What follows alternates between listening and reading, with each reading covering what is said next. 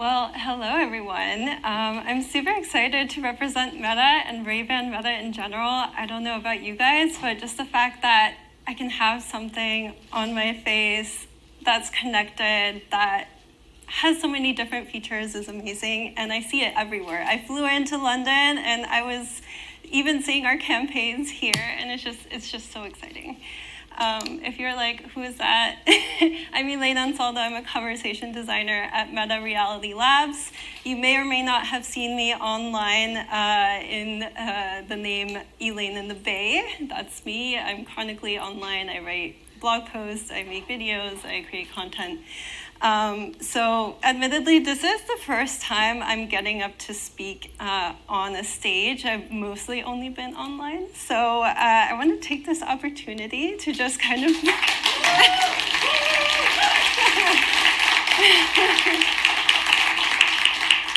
Oh, you guys are so sweet. Okay, I was gonna brag. Okay, it was kind of a humble brag. I wanted to take the opportunity to actually show you guys the glasses. So if you don't mind, I'm gonna take a picture from the stage. Hey Meta, take a photo. All right, I hope you were ready for that. All right, so the purpose of why I'm here is really to explain to you not only what these glasses do and generally how we do conversation design, but also a little bit of the logistics, because we're not just conversation designers creating products, we're also conversation designers managing stakeholders and just doing all of the things that comes with the job. So we've long said that all-day wearable, stylish, comfortable glasses are the ultimate form factor, delivering compelling AR experiences in an interface driven by contextualized AI. This is Ray-Ban Meta. We call it technology for everyday use with an iconic style, and this is another reason why we're so proud of it. It's not just tech, it's also usable. I can keep using it, or I could even turn it off and just use them as sunglasses.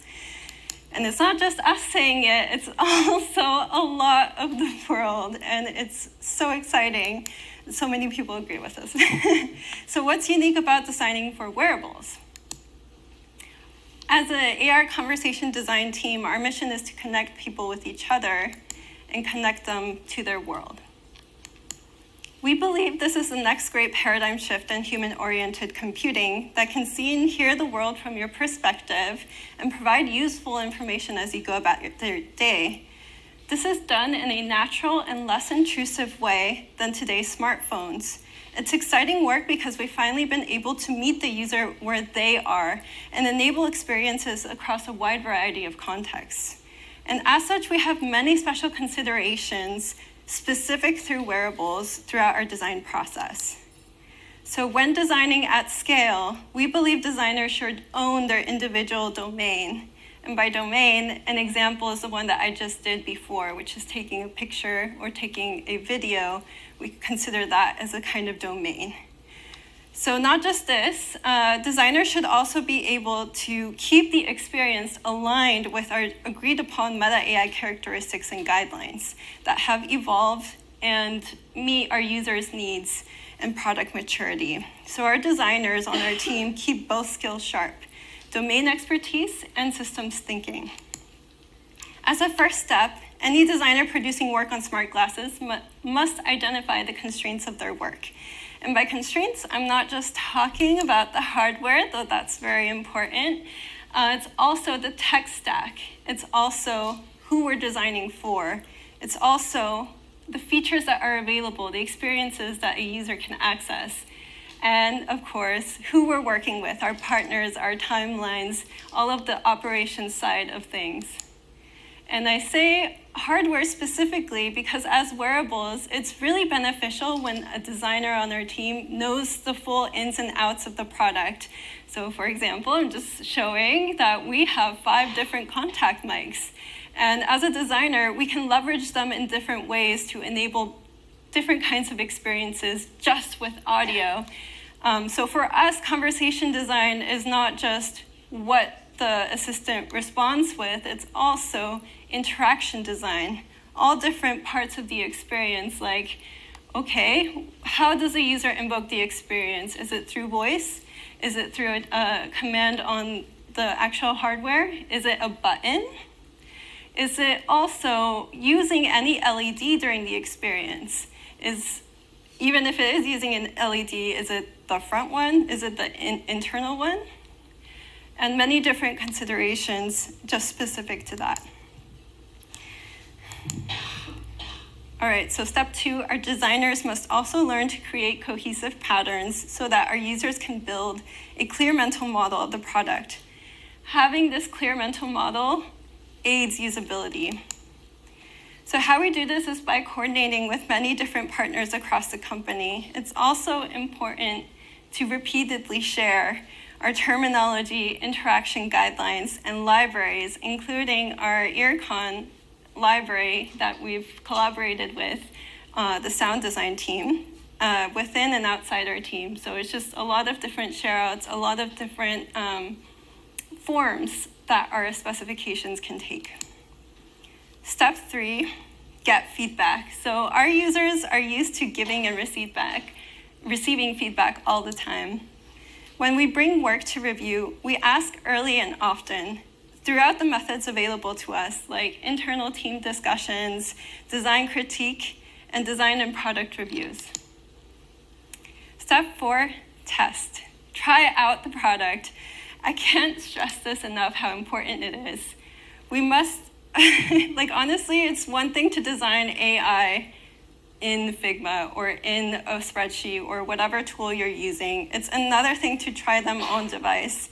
It's easy to fall into the trap of only focusing on P0 use cases or expected error states, but it's so crucial to push your experience to the limit and trying it, if possible, in the wild.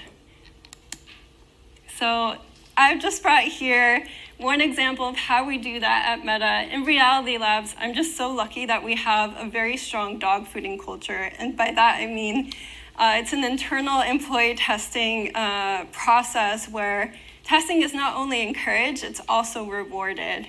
So this collage is from when my colleague, Stephanie DeLuna, who's actually here today in the audience, Stephanie and I co-hosted several different test sessions and we organized different instructions that people could do to try out the experience without over-prompting them on what to say.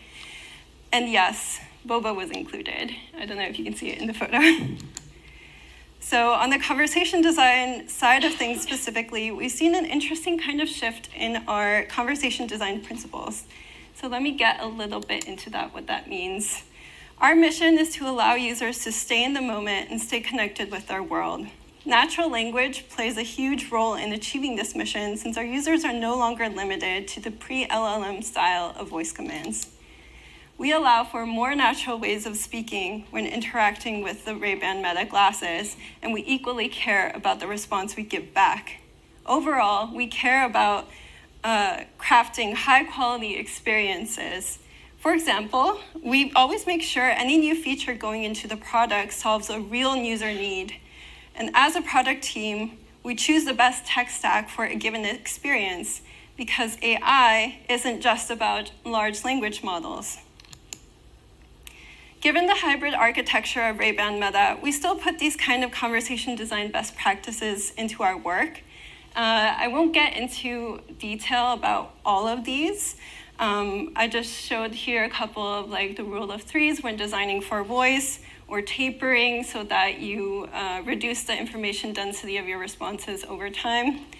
These are important, but what's really interesting is how we're now adapting to the new form factor of wearables. There are different principles that we must consider when it comes to, again, a personal device. There are many different assumptions our users have about what an AI assistant may or may not know about them in their context. So this is the tricky part. It's not just quality. We deeply care about crafting experiences that are easy to use, secure and private, functional, and most importantly, trustworthy. Here's a bit of what that looks like now. When we do rely on Gen AI, we prioritize brevity, relevancy, and what I like to call perseverance, which is reducing the number of time a user encounters a "sorry, I didn't get that" type response by finding ways to search for real-time information. We also want to be upfront about when we're utilizing a user's visual context. So again, the assumption with a wearables device is that the environment is going to be used in the response. So by now, hopefully you've seen enough times throughout this presentation the look and indication phrase. So users expect their glasses to be able to identify the world in front of them, but we can't just let the model guess when it's appropriate to capture that context just yet on its own. And on the latency side, we want to make sure our answers are worth the wait, but we're always looking to further improve the speed. So I know it's a little bit daunting to be a conversation designer in this day and age. There are so many new product categories coming up every day, which are increasingly packed with cutting-edge technology. But our strength as designers lies truly in our judgment. As one of my colleagues would say, we still need designers to identify user needs and guide the interaction toward a successful, useful outcome. We might be familiar with the different layers of conversational AI, that is, traditional NLU and large language models, but our users still think of AI as a singular entity. As designers, it's on us to audit the experiences for usability and value to the user. And remember, when you design an assistant, there's a lot of inherent responsibility in bringing forth a conscious machine to society. Again, I won't spend too much time on this slide because I think also the formatting is messed up. Again, fun issues about making a slide deck in Google Slides and then exporting it as a PowerPoint. So here's an example just within Meta of what ethical or integrity considerations can look like. When we were designing our new synthetic voices, we worked with the responsible innovation team to consider the potential unintended consequences of assigning names and gender to voice assistant products. This is actually the UNESCO research. I'd blush if I could. Ultimately, we rolled out 7 assistant voices on Portal, Oculus, and smart glasses to give people the option to select from a variety of voices and personalize their experience. While the voices are varied in tone or tenor, they're not assigned a name or gender. For example, in Ray-Ban Meta, users can select from low, medium, or high. Sometimes the responsible approaches go beyond what people may prefer or feel comfortable with in the interest of dismantling existing norms that could cause harm. And interacting with conversational AI will only become more ubiquitous. I think just in general, having a conversational UI is table stakes, especially in this day and age. The thing that we are at right now, I think the current interesting use cases is how people have used, for example, on this slide I've used ChatGPT, someone trying to find out what their skin tone, what kind of colors would look good on them. And they're doing that in a text-based format, when actually that's a really hard and roundabout way of getting that information. So we haven't really fully uncovered the best use cases for our technology today. There are so many different technologies that will be available to users in the future that I think are really exciting and we should still keep an eye out for. And with that, I'll wrap up by saying a huge thanks to all of the teams that came together, including my conversation design team here, the product marketing team for the beautiful marketing assets that I use throughout my deck, and everyone who inspires me every day to keep going in this crazy world of AI. Thank you so much. Thank you.